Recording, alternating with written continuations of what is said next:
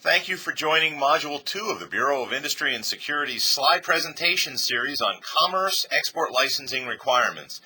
In Module 2 of this series, we will go into more detail on how to classify your item and how to determine your export license requirements. We will take a closer look at the Commerce Control List, including its format and structure. We will also review the elements of an export control classification number, including the reasons for control of an item. We also will review how to use the country chart to make a license determination for your transaction. And finally, we'll cover approaches to classifying an item. In Module 1, we discussed how to determine if your item is subject to the EAR. Once you have determined that your item is subject to the EAR, the next step is to determine if the item is classified under an export control classification number on the Commerce Control List, or if it's designated as EAR 99.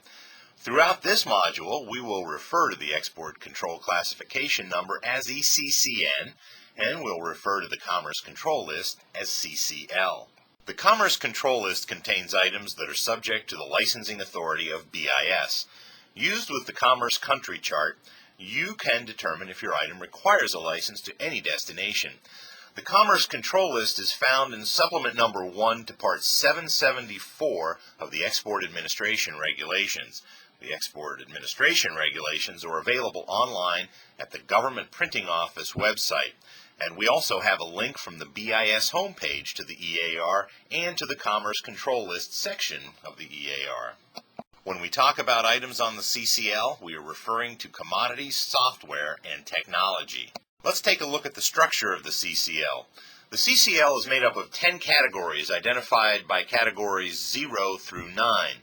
Within each category, items are arranged by product group.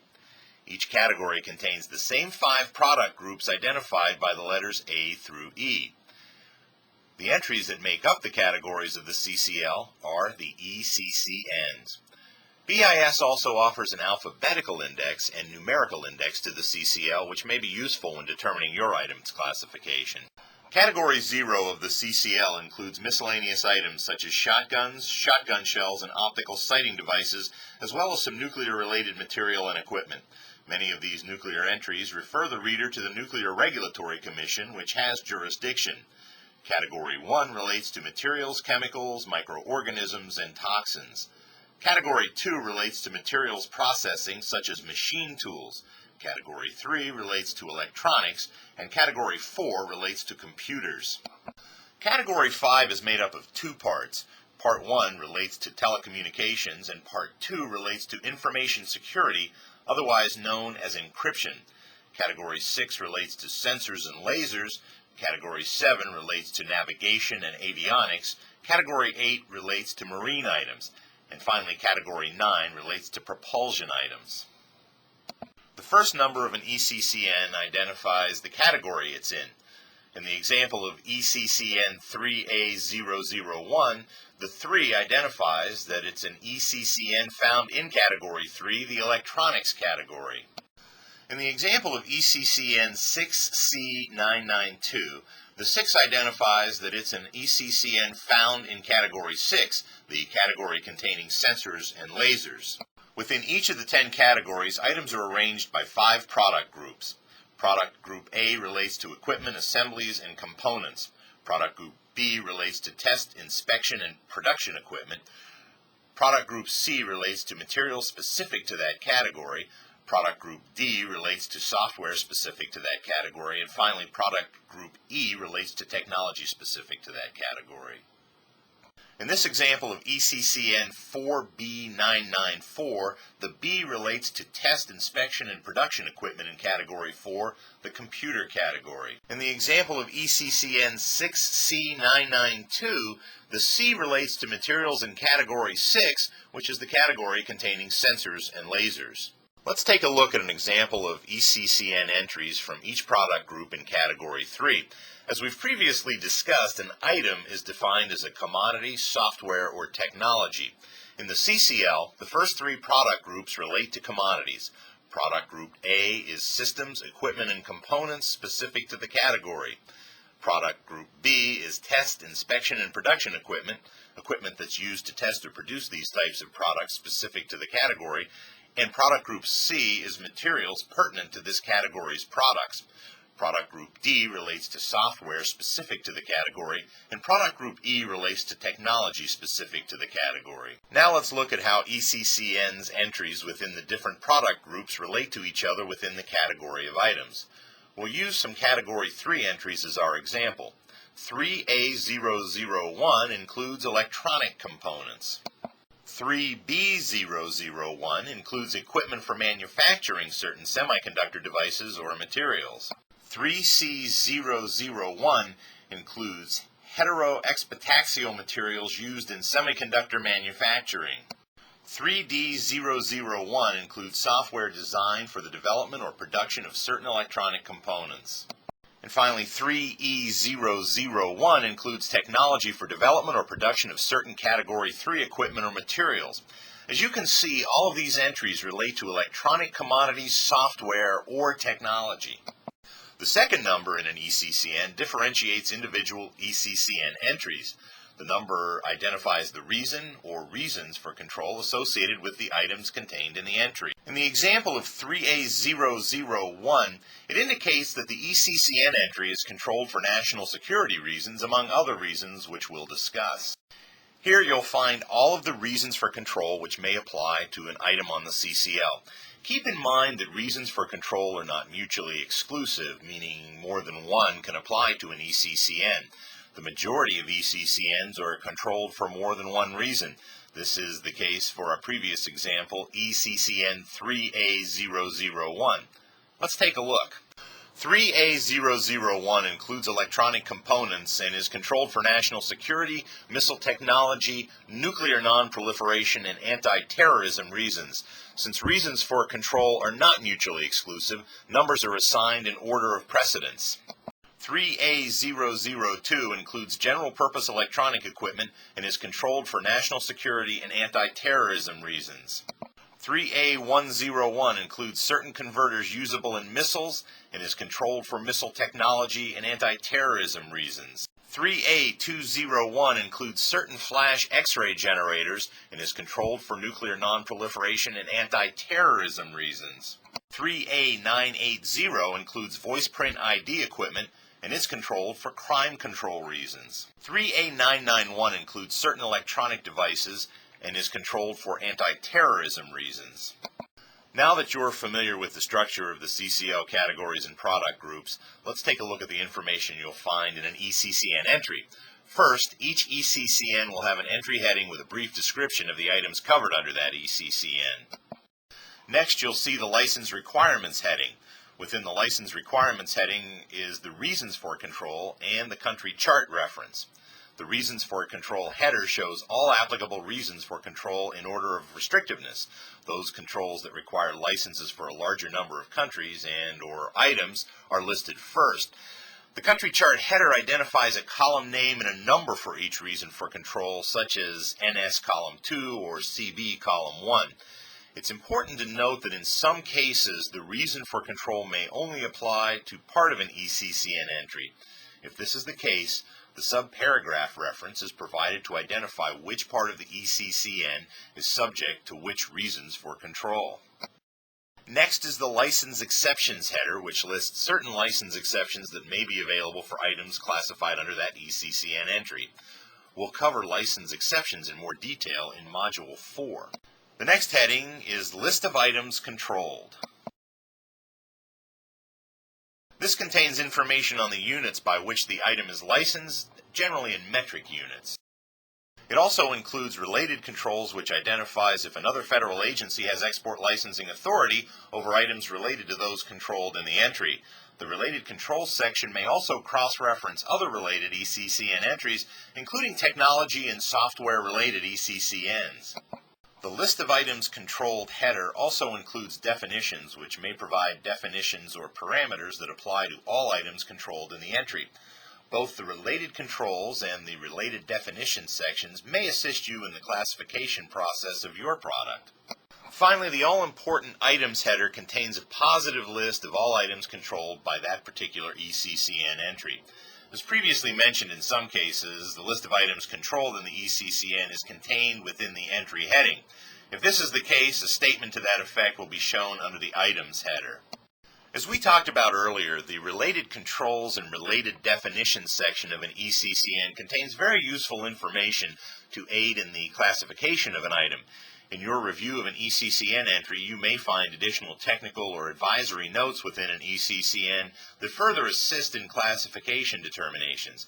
You may also see the acronym NES in an ECCN entry heading or item listing. This stands for Not Elsewhere Specified and indicates that the item in question does not meet the control requirement of any other ECCN. Part 772 of the EAR contains the definition of words and terms that have a specific meaning within the context of the EAR. Let's take a look at a simple ECCN entry. In ECCN 3A980, you'll find the term NES. In this case, this entry covers voice print identification and analysis equipment in parts not elsewhere specified in any other ECCN entry. You'll also see the list of items controlled for this ECCN is in the Entry heading. Let's take a look at another ECCN entry.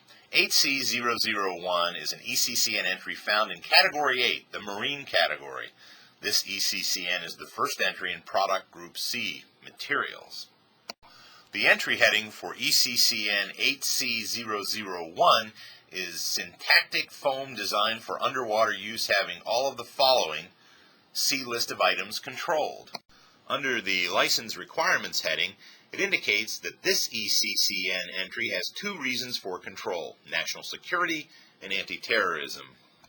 The corresponding controls in the country chart are NS Column 2 and AT Column 1. Under the List of Items Controlled heading, there are two subparagraphs, A and B. Notice that in this entry, the syntactic foam must meet both paragraphs to be controlled under this entry. Also notice that the Related Definitions heading provides the definition of what is meant by syntactic foam listed in this entry. In this ECCN example, the reason for control depends on the subparagraph. Nuclear non-proliferation controls, NP, only apply to 2B006A and certain subparagraphs of 2B006, while national security and anti-terrorism controls apply to the entire entry. When reviewing software and technology entries, keep in mind that they're controlled based on the associated product. If your term is development, production, or use data or software, it will be necessary for you to consider the technology or software as it relates to the end item hardware. Definitions of development, production, or use are in the definitions section in Part 772 of the EAR. You should also review the general technology note in Supplement 2 to Part 774. Here's an example of software in Category 1. Note that the software controlled in this entry relates to software for the production of chemicals controlled in a commodity ECCN entry. This ECCN also provides another example of the list of items controlled being contained in the ECCN heading. Once you've classified your item and know its reason or reasons for control, the next step is to review the Commerce Country Chart. The country chart contains license requirements based on destination and reason for control and allows you to determine whether a license is required for an item on the Commerce Control List to any country in the world. If there's an X in the box when matching the reason for control in the country of destination, then a license may be required. Let's take a look at the structure of the Commerce Country Chart. The first column of the country chart lists all the countries in alphabetical order. Stretching out to the right are horizontal headers identifying the various reasons for control. To use the Commerce Country Chart, you match the country of destination with the specific reason for control of the item. If there's an X in the box, a license is required based on that reason for control. If there is no X in the box, a license is not required based on the reason for control. In the example of 8C001, it's controlled for two reasons. The first reason is NS Column 2.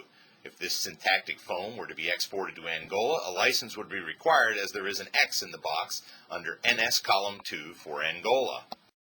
8C001 is also controlled for anti-terrorism reasons under AT Column 1. A license would not be required to Angola based on the anti-terrorism reason for control. However, since there is an X in the box for NS column 1, a license is required. Only one X in the box is necessary to trigger a license requirement. In the case of an export of this syntactic phone to Australia, a license would not be required based on either of the reasons for control, as there is no X in either NS column 2 or AT column 1. In summary, if you find an X in the box for any reason for control for your ECCN in the country of destination, a license is required for your transaction unless the transaction is eligible for a license exception and no other restrictions apply, such as an export to an end user or end use of concern. If there is no X in the box for any of the reasons for the country of destination, a license is not required unless other restrictions apply, such as an export to an end user or end use of concern. The Commerce Control List is a positive list of items. If an item is not specifically described in any ECCN entry, it's designated as EAR 99. It's important to note that most items subject to the EAR are not on the Commerce Control List and are designated as EAR 99. Now that you're familiar with the organization of the CCL and ECCN entries, let's take a look at ways to classify your product. As you may already be aware, the ECCN of your item is a key in determining your export license requirements based on the item and destination. BIS recommends 3 approaches to classifying your item. First, you may want to check with the manufacturer, producer, or developer of the item to see if they have a current classification number. If they've exported the item, they may be willing to share their classification determination with you. Keep in mind that you're still responsible for the correct classification, so the ECCN provided is a good starting point. You should still review the current ECCN entry to be sure that you agree with the classification, as ECCN entries change over time. Some companies even post their ECCN determinations online. If you're the manufacturer, producer, or developer of the product, you may be in the best position to classify the product. Since classifying an item is a technical evaluation of the item in comparison to the technical parameters on the CCL, it may be necessary that the person reviewing the CCL have a technical understanding of your item, such as an engineer or a software developer. The final way to determine your ECCN is to submit an official classification request to BIS. We'll now cover self-classifying and the formal submission procedure to BIS in more detail. To self-classify your item, you should begin with a review of the general characteristics of your item. This will usually guide you to the appropriate category and product group on the CCL. In some instances, more than one category may seem applicable, in which case a review of all relevant categories would be appropriate. A review of the alphabetical index to the CCL may assist you in narrowing the focus of your review. Keep in mind that the index is for informational purposes and cannot be used as a substitute for reviewing the CCL and relevant ECCN entries. When reviewing a CCL category and product group, you should begin at the beginning of your section and work your way down, as ECCNs are listed from most controlled to least controlled. If you begin in the middle of a section, you may miss a more controlled entry which may control your item. Match the particular characteristics, functions, and applications of your item to a specific ECCN by reviewing the items list to determine within which subparagraph or subparagraphs your item is identified. The third way to confirm an ECCN classification is to request a written classification from BIS. An official classification can be made through BIS's online application system known as SNAP-R. Instructions for signing up for SNAP-R are available on the BIS website. When submitting a classification request, you should provide the ECCN where you think your item is described. With respect to the item's technical details, you should provide the manufacturer, model number, product applications, and technical specifications. It's important to include technical specifications that support the classification. Keep in mind that sales brochures may not contain needed information. In the classification request, describe your item and the control parameters used in the ECCN entry in which you believe they fall. Before the engineer can confirm the classification of your item, he or she will have to compare the parameters of your item with the CCL. If this information is not provided, they'll have to request this information from you, which will delay the review of your request. Once the review is complete, the SNAP-R system will provide you with an electronic classification determination. You'll also receive a copy in the mail. BIS provides many online resources related to the Commerce Control List and ECCN classifications. Part 738 of the EAR is a good place to start, as it provides a thorough review of the CCL and country chart. BIS offers a brochure on how to request an ECCN from BIS, as well as other online guidance. The BIS website also provides information on signing up for the SNAP-R system. In Module 2, we took a closer look at the Commerce Control List, including its format and structure. We examined the elements of an export control classification number, including the reasons for control of an item. We reviewed how to use the country chart to make a license determination for a transaction. And finally, we covered approaches to classifying an item, including checking with the manufacturer or developer, self-classifying an item, and submitting an official classification request to BIS. In Module 3, we'll go into more detail on the general prohibitions, including prohibited end users, end uses, and activities.